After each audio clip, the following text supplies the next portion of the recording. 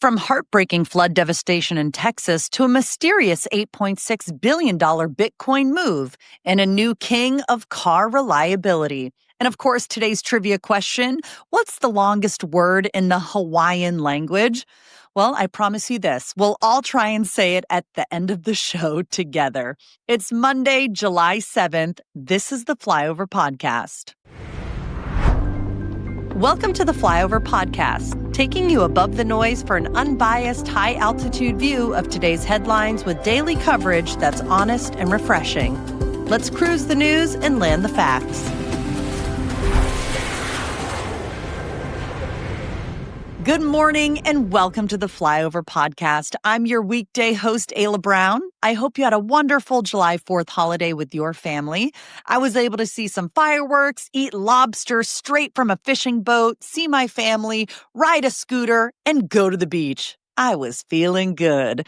And speaking of feeling good, if you haven't checked out last Friday's Feel Good Flyover that Amy Hess did, you need to check that out right after we take off with the biggest headlines of the day. We start with a devastating update out of Texas. At least 70 people are confirmed dead following catastrophic flash flooding across central Texas, with the worst damage reported in Kerr County, according to local officials. Among the victims are 21 children, and dozens are still missing as of Sunday afternoon. President Trump has signed a major disaster declaration, and FEMA is now on the ground working alongside local rescue and recovery crews. Survivors described terrifying scenes, rising water rushing through homes, families clinging to trees, and some escaping through windows and waiting for hours to be rescued. One of the hardest hit areas was Camp Mystic, where 5 young girls lost their lives and at least 12 more campers remain unaccounted for. One father searching for his missing daughter reportedly discovered the body of another child. We've posted a list of verified charities and organizations helping flood victims in Central Texas. If you're looking for ways to help, donations of any size can make a difference. Now to a huge move in the world of crypto. On July 4th, a Bitcoin wallet dormant for 14 years transferred 80,000 Bitcoin, worth about $8.6 billion, making it the largest single-day transfer of early-era Bitcoin in history. The coins were originally purchased for less than $210,000 in 2011 during what's known as the Satoshi era, named for Bitcoin's still anonymous creator, Satoshi Nakamoto. The funds were split evenly into 8 modernized wallets, each holding 10,000 Bitcoin, likely a move to improve security and resilience against future tech threats, such as quantum computing. The identity of the wallet's owner remains unknown, fueling speculation online about whether it could belong to Satoshi himself, though there's no evidence to confirm that. And finally, a shakeup in the auto world. Subaru has been named the most reliable car brand for 2025, according to new rankings from Consumer Reports. The brand topped a list of 22 major automakers, edging out usual frontrunners Toyota and Lexus. Japanese manufacturers dominated the top tier, taking all 6 of the highest rated spots and 8 of the top 10. Subaru, Lexus, and Toyota each scored above 60 on the 100-point scale, which is based on owner surveys covering things like engine trouble, electrical issues, and in-car tech malfunctions. Analysts say Subaru's success stems from its conservative approach to design and technology, as well as a smaller model lineup, which helps reduce risk. Brands pushing rapid innovation, on the other hand, often see more early reliability problems. Let's run through a few quick political headlines to start the day. First, Congresswoman Marjorie Taylor Greene says she plans to introduce a bill to ban weather modification practices like cloud seeding, a method where scientists release chemicals into the air to stimulate rain or snow. It's a process used in parts of the U.S. during droughts, but Greene claims it raises environmental and ethical concerns. No major federal ban exists today, though a few states regulate it. In Tennessee, Rep. Mark Green has resigned from Congress just days after voting in favor of President Trump's Big Beautiful Bill. He says he's leaving to start a private business, but his exit narrows the GOP's already slim House majority, adding urgency for Republicans as they try to push through major agenda items this summer. Next, Israeli Prime Minister Benjamin Netanyahu is headed to the White House this week for a high-level meeting with President Trump, where the focus will be on a potential ceasefire deal with Hamas. The meeting comes as diplomatic talks led by the U.S., Egypt, and Qatar try to build momentum for a long-term truce in Gaza. And finally, a familiar Mount Rushmore headline is back. President Trump's desire to add his face to the monument has resurfaced, this time with a new House bill backed by GOP allies. But the National Park Service says it's not happening, pointing to physical and geological limits of the granite structure. Still, it's generating buzz on Capitol Hill and online.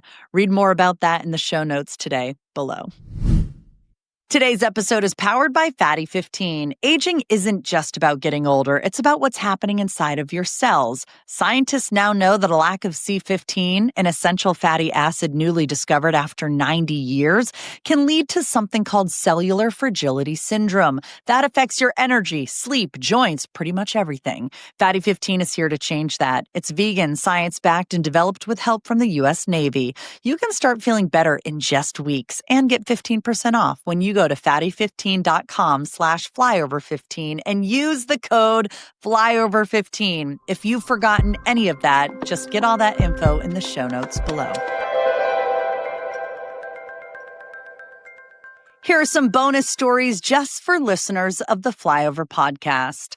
First up, a policy debate gaining steam in Washington. Treasury Secretary Scott Bessent is defending the new Medicaid work requirements, calling out Democratic critics for what he described as infantilizing the poor.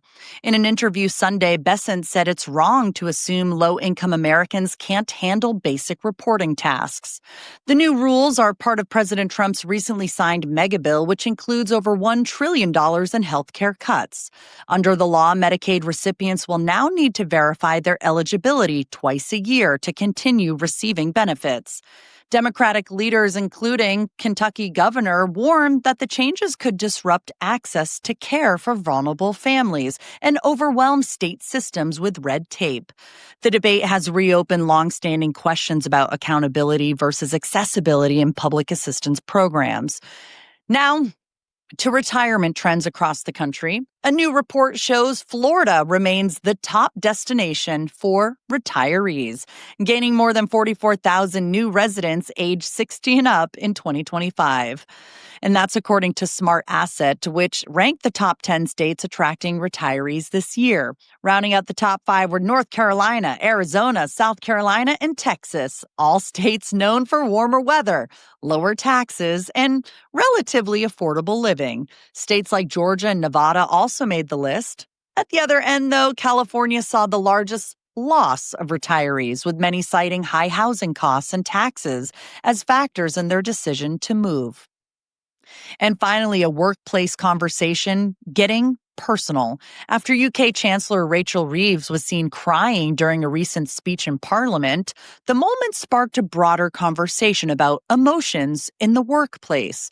Employees across industries have since shared their own stories of tears on the job, with experts noting that emotional expression isn't always a sign of weakness. It can actually reflect emotional intelligence and resilience. Still, some analysts caution that for women and those in leadership roles, crying at work may carry stigma or impact how others perceive their authority. The larger takeaway: supportive work environments and empathy from colleagues can play a big role in overall morale and retention. That's your podcast extra roundup. Looking forward to giving you more exclusive content in tomorrow's podcast. Coming up, we have sports, science and tech, and in finance, guess what movie made a big splash in the box office? That answer is coming up right now.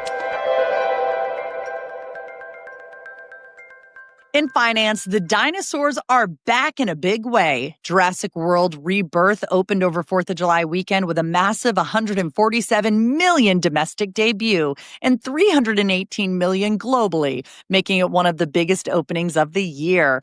The film marks a major comeback for the franchise, which had seen some mixed reviews in recent installments. Universal is already hinting at spin-offs, riding the momentum from this strong box office return. Now to a major update for Colorado grocery workers.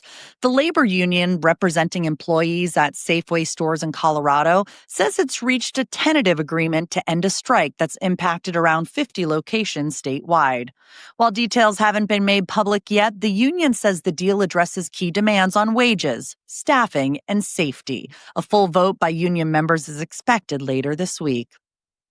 And in global energy news, 8 members of the OPEC Plus coalition say they'll be boosting oil production by 548,000 barrels per day starting in August, citing a steady economic outlook and concerns about low global oil inventories. The move comes after months of tighter supply controls designed to stabilize prices. Analysts say the increase may ease some pressure on fuel costs heading into late summer, depending on demand. Here's what's happening in the world of sports. We start at Wimbledon, where 2 Americans are headed to the quarterfinals. On the men's side, Taylor Fritz advanced after Australia's Jordan Thompson was forced to retire with an injury.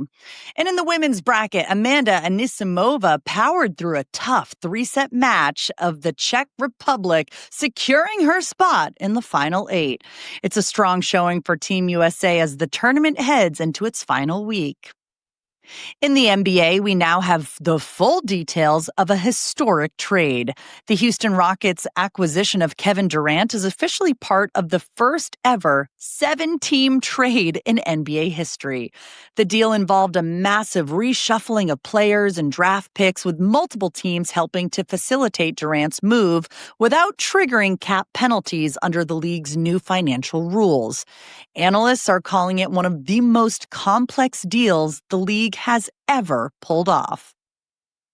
And some sad news from Major League Baseball. Bobby Jenks, the former Chicago White Sox closer who recorded the final out in the 2005 World Series, has passed away Friday at the age of 44. He'd been battling stomach cancer in recent years. Jenks was known for his blazing fastball and dominant presence on the mound during that championship run. Let's take a look at what's happening in science and tech. First up, new research is shedding light on a possible link between glucose and brain diseases. Scientists have found that glucose buildup in the brain may play a role in the development of Alzheimer's and other neurodegenerative conditions. The study suggests that when brain cells can't process sugar properly, it may lead to inflammation and damage over time, potentially opening the door to new preventative treatments or targeted therapies for age-related cognitive decline.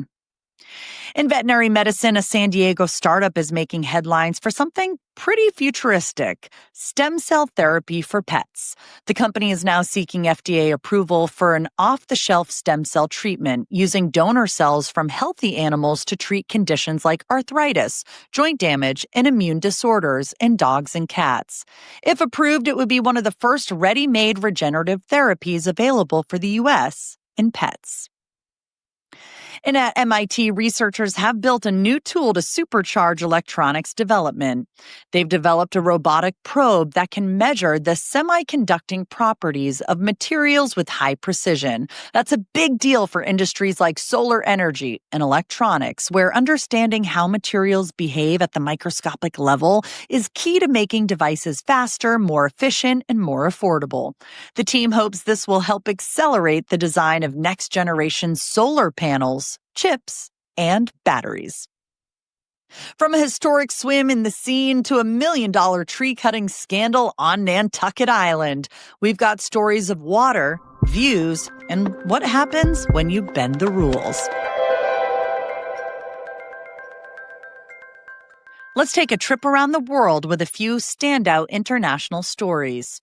In northern India, thousands gathered in Dharamshala over the weekend to celebrate the Dalai Lama's 90th birthday, braving heavy monsoon rains for a rare public appearance by the Tibetan spiritual leader. The event drew people from around the globe, many waving prayer flags and singing birthday wishes, marking a powerful moment of unity for the Tibetan exile community. Meanwhile, in Japan, what didn't happen made headlines. A viral manga prophecy predicting a devastating July 5th earthquake turned out to be a false alarm, easing tensions across the country. The prediction came from a 1999 comic by Ryo Tesuki, which had eerily foreshadowed the 2011 tsunami. While many took it seriously, stocking up on supplies and sharing evacuation tips, Saturday came and went without incident, bringing relief and a sigh of skepticism from authorities. And in Paris, history was made on the banks of the Seine. The city officially reopened the river for public swimming for the first time since 1923, part of a $1.6 billion cleanup effort ahead of the 2024 Olympic Games. The Seine had long been considered too polluted for swimmers, but after years of restoration, it's now being hailed as a symbol of urban renewal and environmental progress.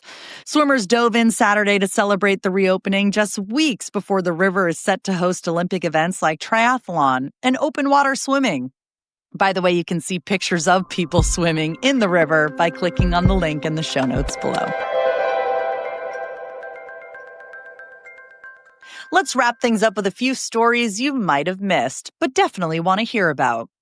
First up, Mark Twain is getting the full biographical treatment. Historian Ron Chernow, best known for his Hamilton biography that inspired the Broadway hit, has just released a deep dive into the life of Mark Twain. The book explores how the Missouri-born author, best known for Tom Sawyer and Huckleberry Finn, was not just a sharp-witted storyteller, but a complex critic of American politics, race, and capitalism. Chernow uses newly uncovered letters and historical context to connect Twain's worldview to the contradictions of the 19th century America. Meanwhile, on Nantucket, a tree trimming job may have gone way too far. A local man is facing a $1.4 million lawsuit after allegedly cutting down 16 mature trees on his neighbor's property. The reason, you ask? Prosecutors say it was to improve the ocean view from a home that he's now trying to sell for $10 million. The case has become a flashpoint for property disputes on the island where strict environmental rules protect coastal landscapes and privacy. And finally, in bear-related news from the UK, 2 young brown bears at a British zoo briefly escaped their enclosure this week, but they didn't get too far. They reportedly made their way into a staff-only food store where they raided a week's supply of honey, of course, fruit, and snacks.